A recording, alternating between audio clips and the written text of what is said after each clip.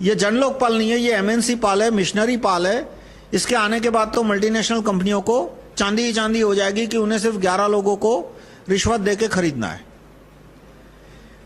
और जो बात उन्होंने स्वराज पुस्तक में लिखी है कि राइट टू रिकॉल जन लोकपाल होगा, वो ड्राफ्ट में कहीं नहीं है। ड्राफ्ट में लिखा है कि लोग जन लोकपाल को नहीं बदल पाएंगे।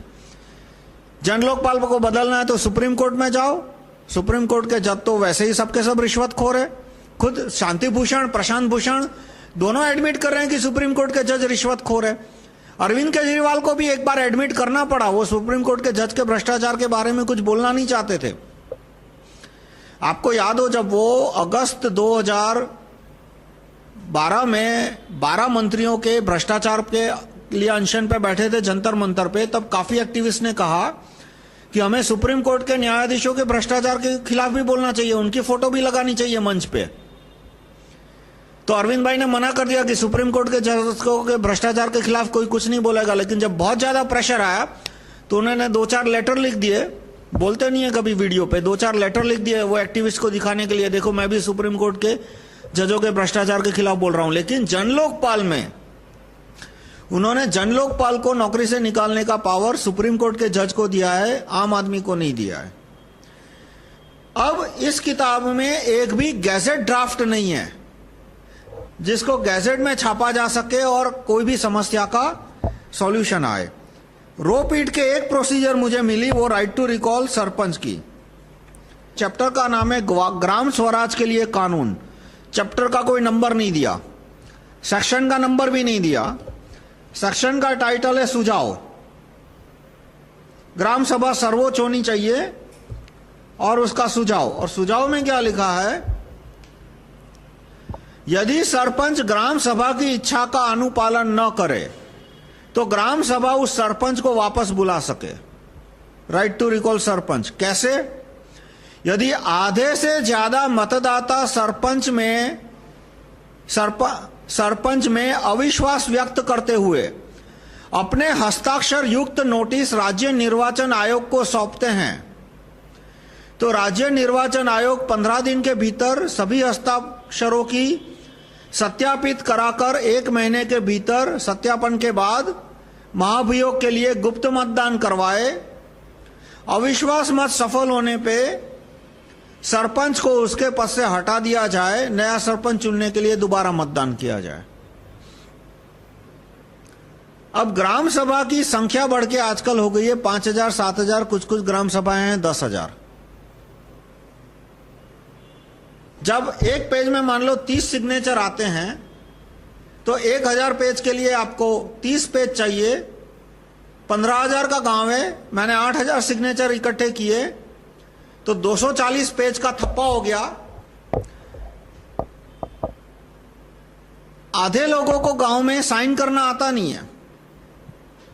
जो लिटरेसी रेशियो है 18 से ऊपर की एज का इंडिया के अंदर, वो है 65%, यानी उनको सिर्फ हस्ताक्षर करना आता है।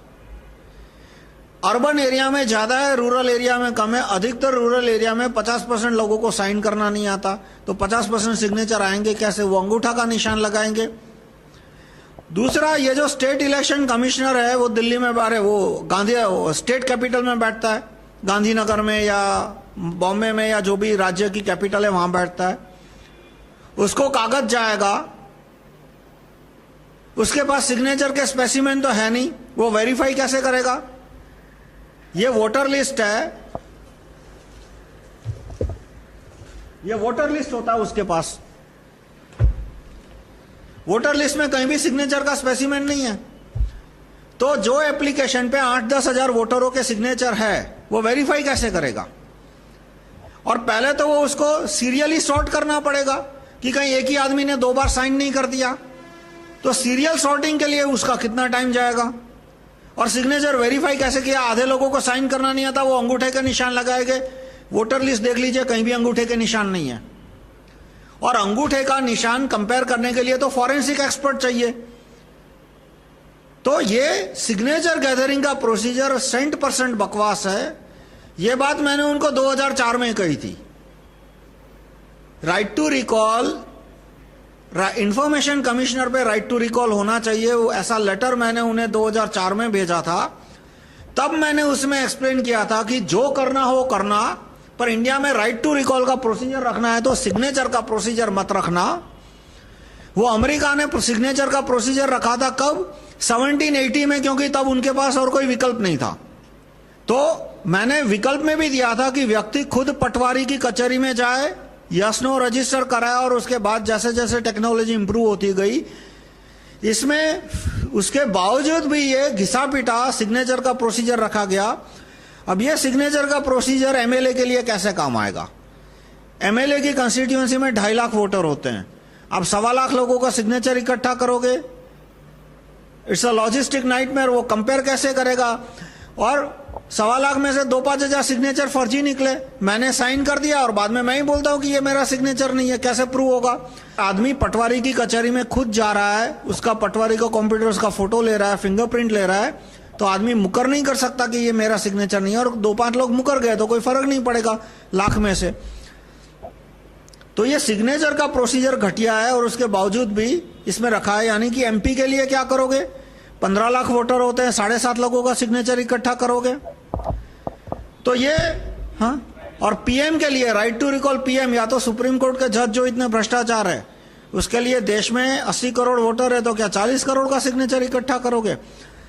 ये सब बकवास प्रोसीजर है। और मैं उनके कार्यकर्ताओं को बहुत रिक्वेस्ट करता हूं कि आप प्रोसीजर पे ध्यान दीजिए, क्योंकि एंड में क्या है कि वो राइट टू रिकॉल का एकदम घटिया प्रोसीजर सिग्नेचर वाला डाल देना चाहते हैं ताकि लोग खुद कहे कि ये बकवास प्रोसीजर, और इस तरह से पूरा राइट टू रिकॉल का कंसेप्ट बदनाम हो जाए। और ये गेम शांति भूषण ने 1977 में खेला था। 1977 में शांति भूषण जब लॉ मिनिस्टर बने, क्योंकि वो 74 से राइट टू रिकॉल का प्रचार करते थे, प्रशांत भूषण के पिताजी, तो शांति भूषण 1974 में राइट टू रिकॉल का बहुत प्रचार करते थे। जब राइट टू रिकॉल, जब वो लॉ मिनिस्टर बने तो उन्होंने एक कमेटी बिठा दी और कमेटी ने फाइनली सिग्नेचर वाला प्रपोज दिया। तो लोग थू थू करने लगे कि भाई एमपी को नौकरी से निकालना है तो क्या 10% लोगों के सिग्नेचर लाओ। और उस समय तो सिर्फ 35% लोगों को सिग्नेचर करना आता था 1974 में। इसका मतलब कि जो लोगों को सिग्नेचर करना नहीं आता वो प्रोसेस में आ ही नहीं सकते। और 10% लोगों के सिग्नेचर तो किसी भी दिन इकट्ठा हो जाएंगे तो बार बार रिकॉल होगा। इसलिए उन्होंने ऐसा प्रोसीजर राइट टू रिकॉल का प्रपोजल में ला दिया कि लोग खुद उस पर थू थू करने लगे और फिर राइट टू रिकॉल का कंसेप्ट पूरा बदनाम हो गया। 30 साल के लिए मूवमेंट टल गई।